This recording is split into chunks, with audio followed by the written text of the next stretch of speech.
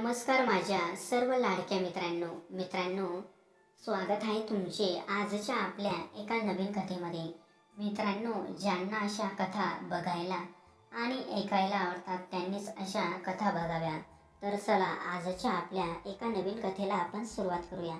नमस्कार मित्रांनो, मी सुहानी. माझ्या लग्नाला 2 वर्ष झाली होती. माझं लग्न झालं आणि मी माझ्या नवऱ्यासोबत पुण्यामध्ये राहायला गेले. माझ्या घरात सासू सासरे, एक छोटा दीर अशी माणसं राहत होते. पण जेव्हा आम्ही दोघेजण पुण्याला गेलो तेव्हा मात्र माझा नवरा आणि मी पुण्यामध्ये राहत होते. माझा नवरा एका कंपनीमध्ये जॉब करत होता. पण जेव्हा पुण्याला जाऊन मला 2 वर्ष झाली त्यानंतर माझा छोटा दीरसुद्धा आमच्याकडे कामाकरिता आला होता. माझं लग्न झाल्यापासून मी काही त्याच्यासोबत राहिले नव्हते, म्हणून त्याच्यासोबत कसं वागावं व कसं बोलावं आणि मला कळत नव्हतं बाई. म्हणजेच मला त्याच्यासोबत वागायला कॉम्फर्टेबल वाटत होतं. पण जेव्हा तो आमच्याकडे राहायला आला तेव्हा मात्र रोज बोलत तो माझ्याशी अशी आणि आमचा संवाद वाढू लागला. आणि आता मला त्याच्यासोबत म्हणजेच माझ्या दीरासोबत बोलायला कसलीच भीती वाटत नव्हती बाई. आणि माझ्या दीरासोबत बोलायला आहे काहीच मला प्रॉब्लेम होत नव्हता. आमच्या दोघांमधला खूप चांगला संवाद वाढला होता. तो माझ्याकडे कामाला आला होता, पण काम बघण्यात त्याला 1 महिना लागला होता. 1 महिना तो घरातच होता. माझा नवरा सकाळी 8 वाजता कामावर जायचा बाई. मी माझ्या घरातलं सर्व काम उरकलं की त्याच्यासोबत म्हणजे माझ्या दीरासोबत मी गप्पा मारत बसत. तसा माझा दीर खूपच चांगला होता. माझा दीर मला त्याचं बोलणं राहणीमान खूप आवडत होतं बाई. घरात दुसरं कोणीही नसल्यामुळे मला त्याच्यासोबत बोलावं लागत होतं. आणि मग माझं घरातलं काम उरकल्यावर मी त्याच्यासोबतच बोलत असे. माझा नवरा संध्याकाळी 8 वाजता कामावरून येत होता. मला काही आणायचं असेल तर मला माझा नवरा सांगत होता की तू माझ्या छोट्या भावाला घेऊन जा. कुठेही जाताना मी माझ्या छोट्या दीराला सोबत घेऊन किंवा माझं कुठलंही काम असेल तर मी त्याला सांगत होते. तो माझं प्रत्येक काम आवडीने करत होता आणि तसेही त्याच्याही कामे आवडीनेच करत होती, कारण मला त्याचं काम करायला खूपच आवडत होतं. एके दिवशी माझ्या नवऱ्याला मला फोन केला आणि तो मला म्हणाला, तुम्ही दोघंजण जेवण करून घ्या, मला घरी यायला उशीर होणार आहे. म्हणून आम्ही दोघेही जेवायला बसलो बाई. आणि दोघींनीही जेवण वगैरे केलं होतं. आणि जेवण झाल्यावर मी माझ्या सर्व काही काम करून ठेवलं आणि हॉलमध्ये आम्ही दोघेही TV बघत होतो. म्हणजे आम्ही दोघंही TV बघत बसलो होतो. मी बेडवर बसले होते आणि आता माझा दीरही बेडवर बसलेला होता. मित्रांनो, कथा लिहित असताना एखादा शब्द मागे पुढे होऊन जातो, तुम्ही मला माफ करा. मित्रांनो, मग आम्ही आरामशीर TV बघत होते. पण जेव्हा मी माझ्या दीराकडे बघितलं तेव्हा तो माझ्याकडे बघत होता. त्यांनी माझ्याकडे बघितले आणि मी त्याच्याकडे. आमच्या दोघांची नजर एकात एक झाली. तो माझ्याकडे तसाच बघत राहिला. पण जेव्हा मला हे विचित्र वाटत होते म्हणून मी पटकन माझी नजर साईडला घेतली. पण मला माझ्या मनात काळजी वाटली होती आणि धडधडही वाढलं होतं. पण हे सर्व काही माझ्यासोबत पहिल्यांदाच घडत होतं. मी कधीच या गोष्टीची अपेक्षाही केली नव्हती बाई.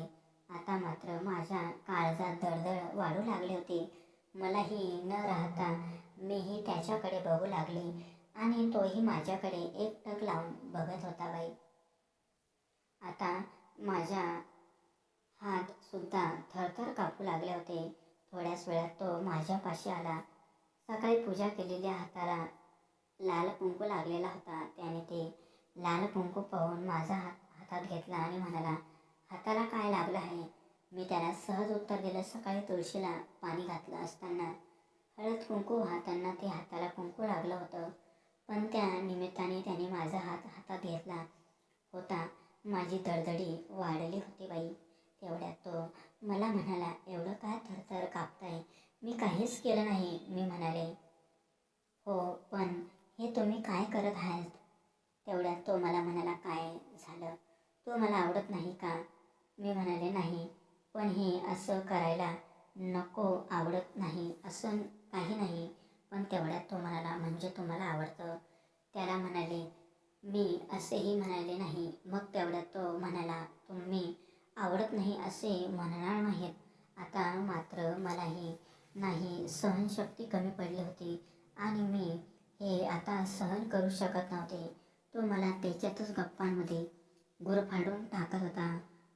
तो म्हणाला, कितीही लपवायचा प्रयत्न करा, पण नाही लपवू शकत. मला सर्व काही माहिती आहे. मी येथे आल्यापासून तुमचा सर्व काही राहणीमान चेंज झाला आहे.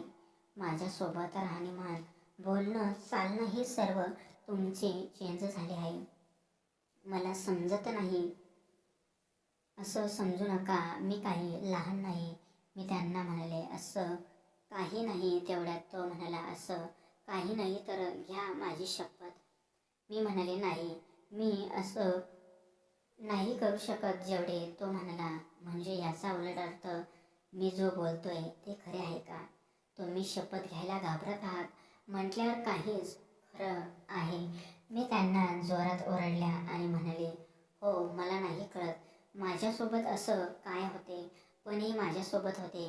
का होते आणि का नाही हे मला कळत नाही. हे सर्व काही गलत आहे. माझं लग्न झालेलं आहे, पण हे सर्व काही तरी माझ्याशी होत आहे. मी काय करू? मी खूप वेळा प्रयत्न केला हे सर्व काही थांबवण्याचा, पण नाही थांबत. तेवढ्यात तो म्हणाला, कोण म्हणते तुम्हाला हे प्रयत्न थांबवू नका? आपण काही गलत करत नाही. आवडते आपण व्यक्तीशी आपण बोलू शकतो. जे पाहिजे हवं ते आपण त्याच्याहून घेऊ शकतो. आपल्याला कोणीही बंधन घालू शकत नाही. आता मात्र मी सर्व काही करण्यास उत्तीर्ण झाले होते. त्याने मला बनवली केली होती. आता मीही त्याला रोखू शकत नव्हते, कारण त्याने मला हे सर्व करण्यास भाग पाडले होते. मित्रांनो, पुढे असे काही झाले की मी तुम्हाला काही सांगू शकत नाही. मित्रांनो, तुम्ही समजून घ्या पुढे काय झाले.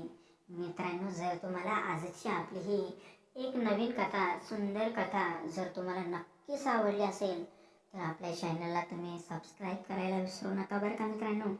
कारण अशा कथा फक्त तुम्हाला माझ्याच चॅनलवर बघायला मिळतील. माझ्याच कविताच्या चॅनलवर तुम्हाला या कथा सर्व बघायला मिळतील. आणि मित्रांनो, या कथा फक्त आपण मनोरंजनासाठी लिहत असतो. मी या कथा फक्त मनोरंजनासाठी लिहत असते बरं का मित्रांनो. तुम्ही यामध्ये वाईट वाटून घेऊ नका. आणि जर तुम्हाला कथा आवडली तर तुमच्या मित्रांना पण ही कथा शेअर करा. तर मित्रांनो, भेटूया आपण दुसऱ्या कथेमध्ये. तोपर्यंत टाटा, बाय बाय.